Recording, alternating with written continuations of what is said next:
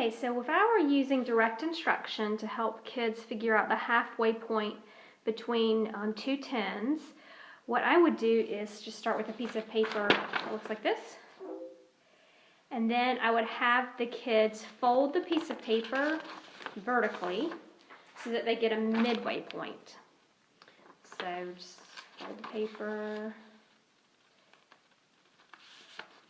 Okay. And then I would have them use a ruler to make a line down the center. Of course, today when I'm planning on recording this, my 15-year-old took my ruler last night and didn't give it back. So I'm going to be using a straight edge, which in itself is a good lesson for kids. If you don't have what you need, you look around and find something that will substitute. And since this doesn't have to be a perfectly straight line, I can substitute the straight edge of a notebook. But of course, it's preferable to use a ruler if you have it. But today we will use that. So then you have a line halfway down the page, like so. And then I would have them put the number 5 right at the midpoint. And of course, we'd be using the numbers 1 through 10. And then for the rest of the number line, I would sort of have them eyeball it. You could have them mark, directly the exact space between each number, but for this purpose, I'd be okay. It's also a time saver too. Just have them fill in the numbers. So there's that part of it. And then 4 and 3 and 2 and 1. And I was thinking it might be helpful visually. Of course, this is supposed to be the concrete part of the concrete representational abstract theory, and we are using numbers, which are actually more representational abstract, but the concrete part is going to come in with what we do and what we use for representing numbers, and that's today going to be cranberries, because that's what I have sitting here in my living room. So I'd need 1, 2, 3, 4, 5, 6, 7, 8, 9, 10 cranberries. I bought these at the grocery store. I thought that they looked really good and they'd be really healthy, and I don't know if you've ever tried a raw cranberry, but it's not good.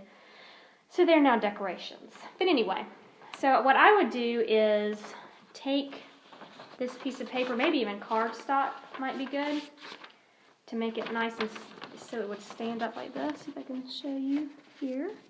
Make it stand up. And then the kids could take their cranberries, and if you call out the number 2, they'd find the number 2 on this side. And they'd see that it's on this half of the paper, therefore it's closer to a 0. And actually, probably a good idea to write a 0 there too, right at the very edge. So their task is to find out if the number you called is closer to 0 or closer to 10. And the number 2 would be closer to 0. So they would know when rounding, if they had the number 2 or anything that ended in a 2, it would be on this side of the paper. And then let's say you called out the number 7. They could take the number 7. Where is the number 7? It's right here on this side. So therefore 7 is closer to 10. So that would be the concrete part. And then for the representational, you could take away the cranberries. And you still have your number line for them to refer to.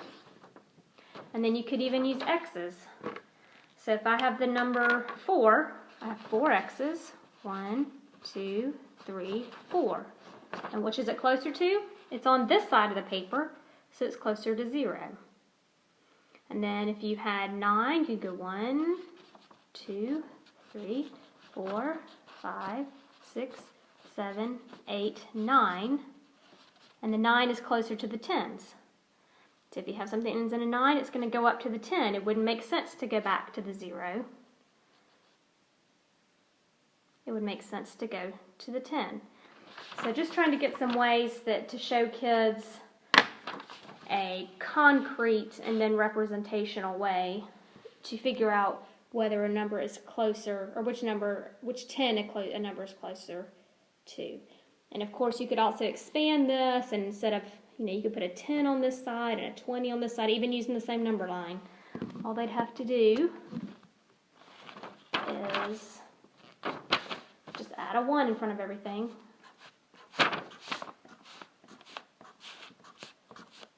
And then change that 10 to a 20.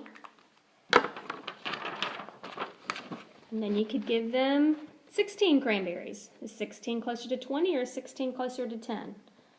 They can be expanded in that way. Of course, if they did it on a whiteboard or they did it with pencils, then it would be even easier to modify your chart to whichever one you're wanting to work with.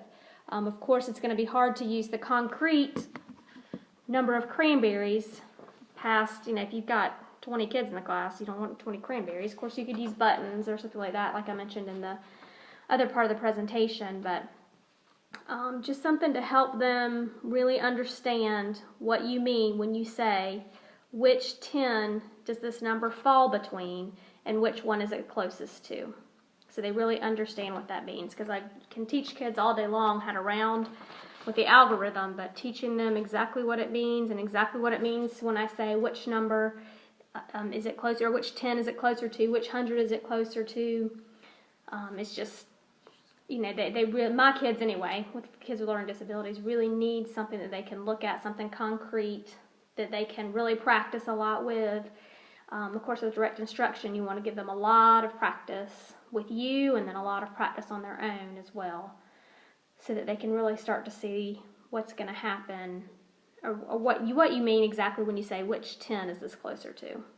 And that's where I would start. I'd start with the 10s and do that a lot before the hundreds were even introduced. And I think that would really help this concept become a lot more clear to them.